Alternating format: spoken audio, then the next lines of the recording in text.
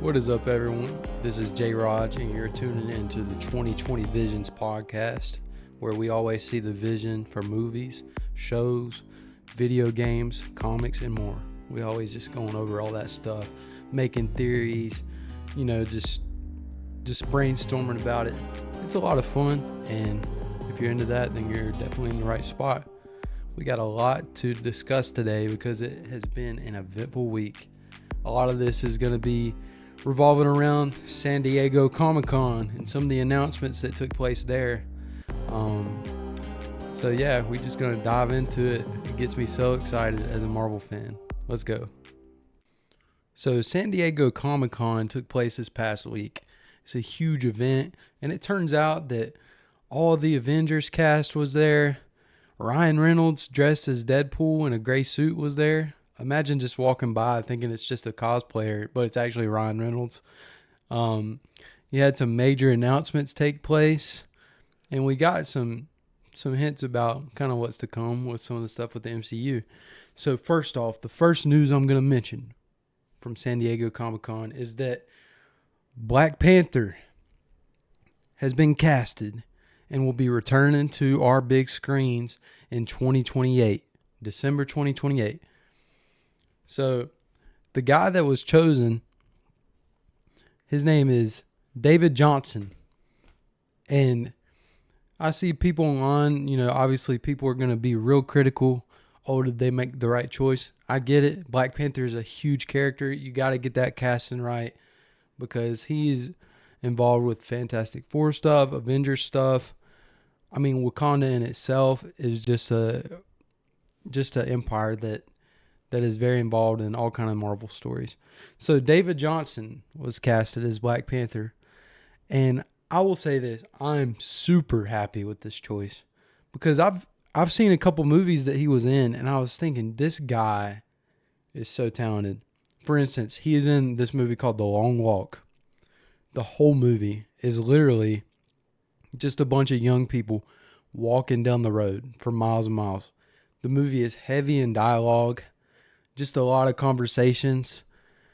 If you can make a movie where you're just walking down the road talking, interesting, and kind of keep me on the edge of my seat, you're doing something right.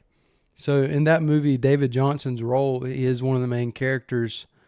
And till the very end of that movie, he's one of the main guys. And he has a way of drawing you in, just thinking, man, this dude's a good guy. Also, another movie that actually got me into the Alien franchise, Alien Romulus. He plays a synth in that movie. So at the beginning, he is a synth that he's like this girl's best friend, the main girl on the movie. He's her best friend, but he's very shy, childlike. And then once the Xenomorph gets released, he cuts on protector mode. And if you want to talk about someone that has range, you should see David Jonsson switching from this innocent, childlike type of synth in Alien to his protector mode version. He's just ready to kill the Xenomorph. He just takes off running, and he literally tells her, he said, if I put on this mode, you're not going to think of me the same. And boy, was he right. And when I saw that switch, when I saw him just be able to switch it up just like that, I was like, dang, that dude's got range.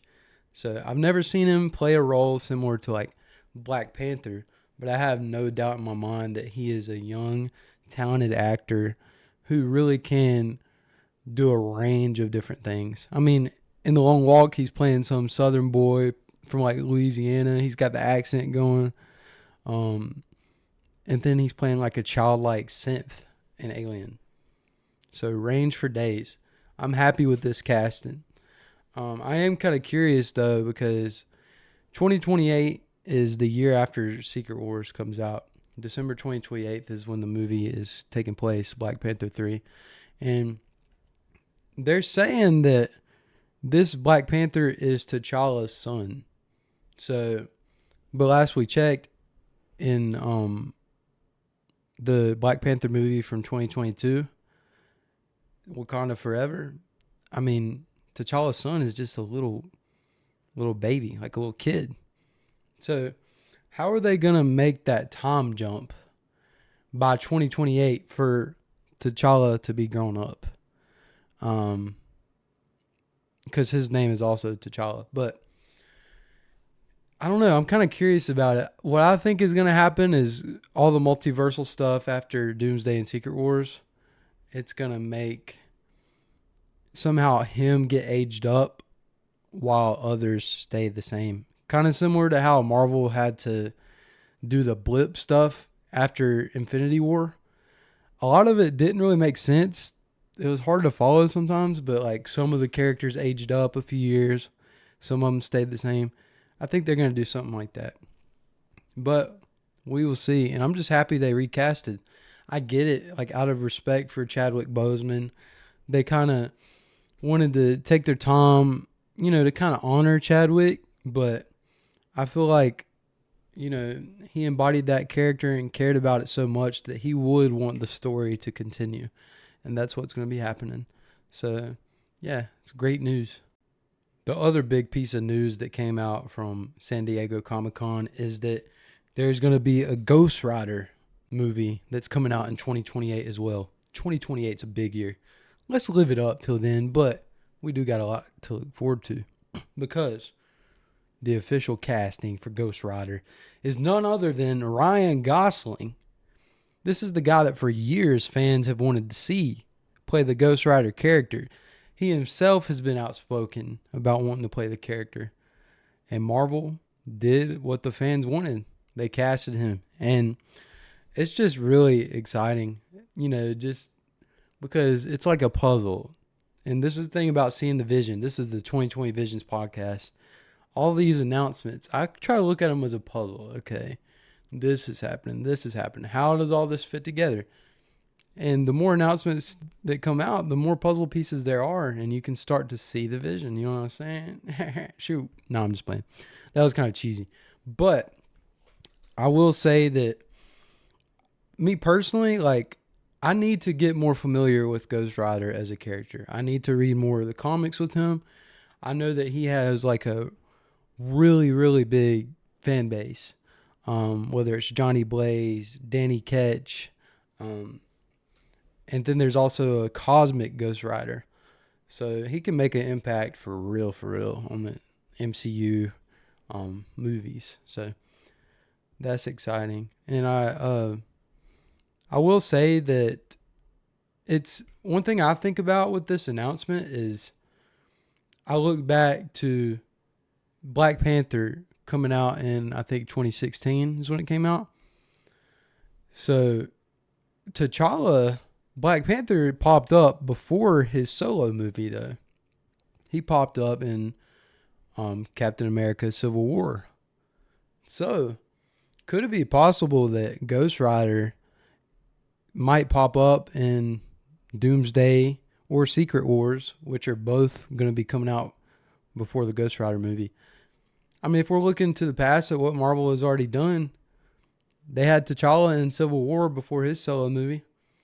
So you never know. I mean, it's clear that the Avengers, they're not in too good of shape after seeing that Doomsday trailer recently. They look kind of helpless. I mean, you got Thor coming in there, talking to them, saying, I have fought alongside many people who are far more powerful than all you put together and faced a threat much less powerful, and they died. And then you got Red Guardian over there just dripped out wearing all his Thunderbolts gear. It's like, oh, if they're coming in with this crew, they don't stand a chance against Doom in Doomsday or Secret Wars. But if you have some of these characters that aren't officially confirmed popping in, Ghost Rider, or another person, maybe Nova, or we haven't seen Sentry in the trailers, but I have a feeling that by the end of Doomsday, Sentry's going to get involved. It's like, we need some more help. The Avengers need help, guys.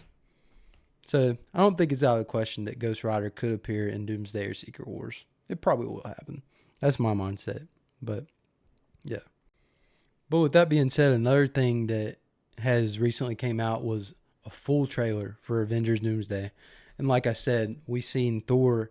He's telling them that he has fought alongside many people that were more powerful than all of the new Avengers combined.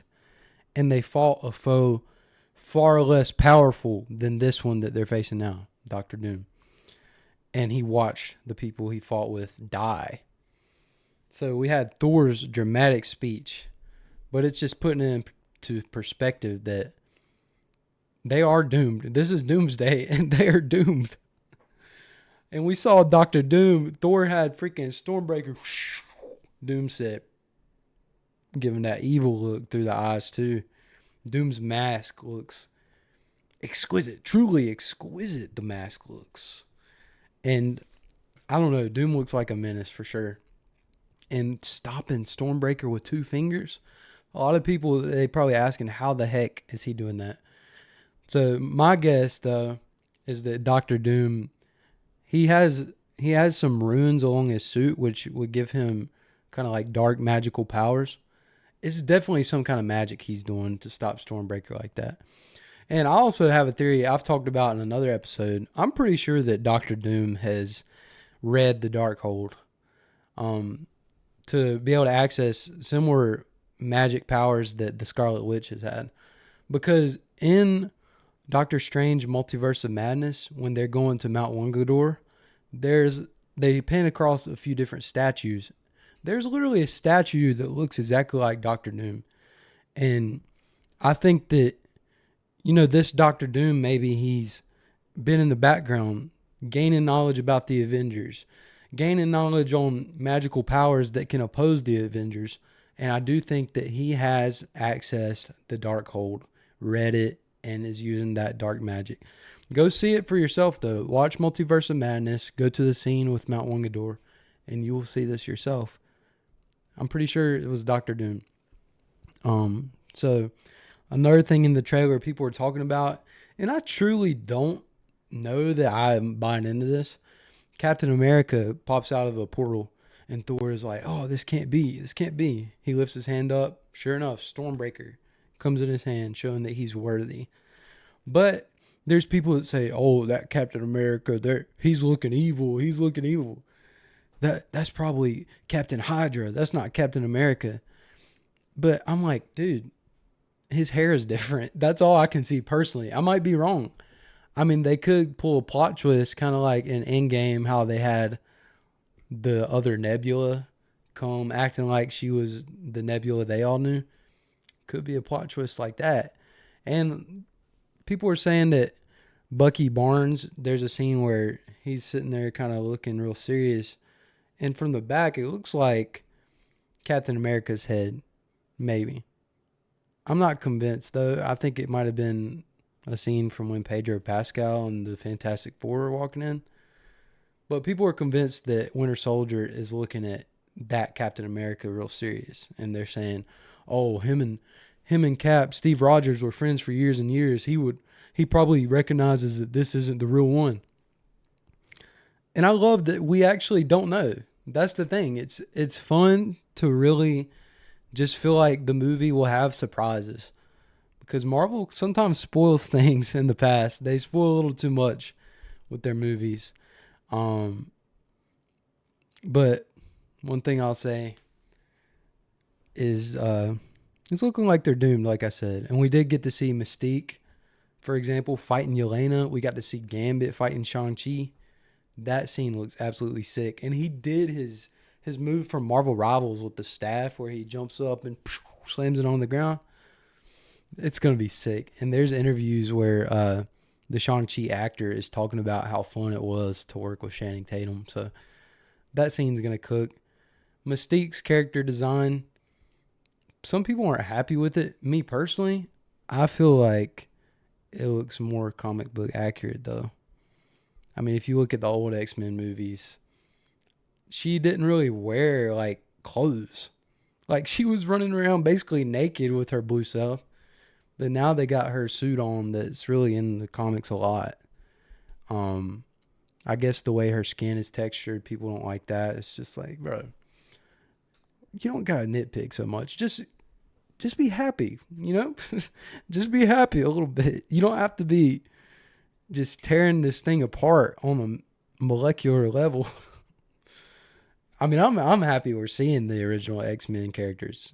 And I think Mystique versus Yelena looks pretty sick. So, yeah. I will say, though, it is just hilarious to see Red Guardian, like I said, just dripped out.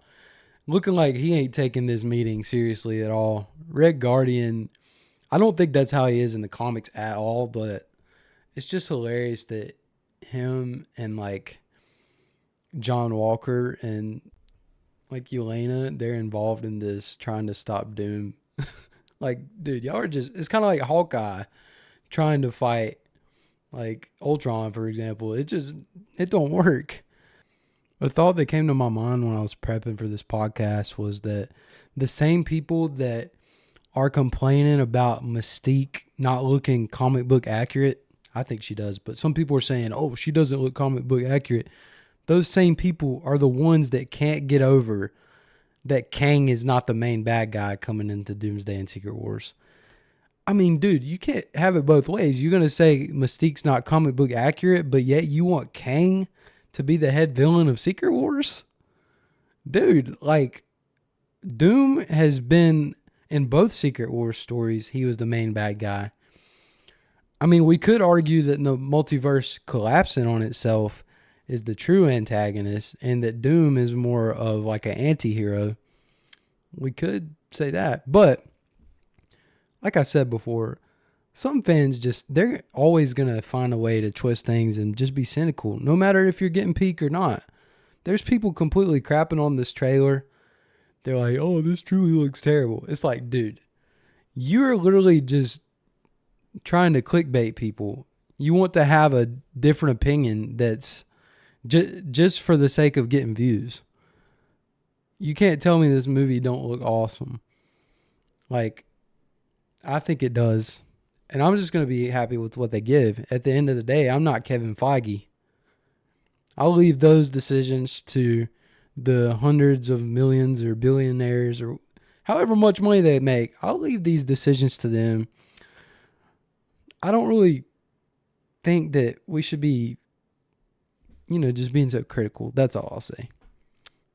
But yeah, I'm excited for Doomsday. And I had a little bit of something I wanted to talk about with Spider-Man Brand New Day because it comes out in just a few days, 4 days away. Holy crap. So there's one theory I heard about this.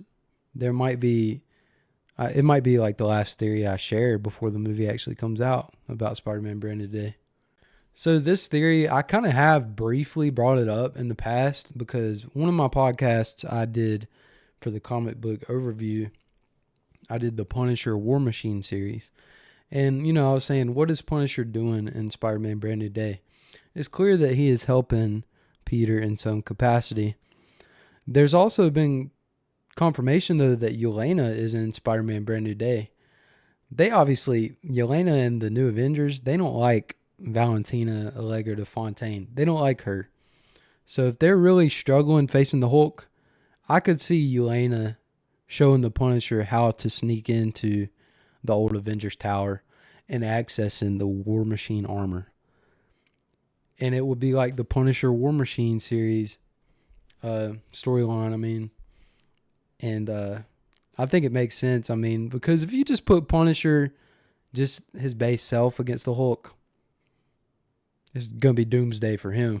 That's his version of Doomsday. But if you give him the War Machine armor, Yelena tells Punisher how to get into the tower to get the armor. I think that he could at least hold his own against the Hulk. And, with Spider-Man Brand New Day coming out, I've kind of been on a kick of like getting into more Hulk content. I went back and I started watching the Hulk movie with Eric Bana. And I also watched an animated thing that I was just going to suggest y'all watch. It's completely free to watch. But yeah, this animated project that I was going to talk about, it comes from a 2009 animated movie called Hulk Versus. There's 2 segments of this DVD. The first segment is actually Hulk versus Wolverine. And so I had been looking, I heard about it. I was like, I got to find a way to watch this. Search it up on YouTube.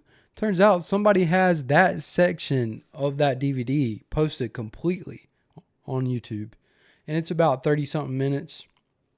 But it's got some intense fighting where Wolverine is trying to stop the Hulk. But, nobody can truly stop the Hulk. And I just think that it showed me, like, this is why you need a Raging Hulk in the MCU. If you watch it, you'll see for yourself. But it's just like, you can throw all kind of people and all kind of enemies, whether they're villains or superheroes trying to stop the Hulk. He's just a threat to literally everyone. I mean, so if you watch Hulk versus Wolverine from 2009, you will see that we need a Raging Hulk in the MCU, and that makes me so excited for Spider-Man Brand New Day coming this Thursday. Yeah. And with that being said, Little Caesars has been coming in clutch, baby. Clutch. They've had a Webberoni pizza where every week they release new posters that you can get that are included with your pizza. And this is going to be on a personal note for a second. I officially have all 3 of them.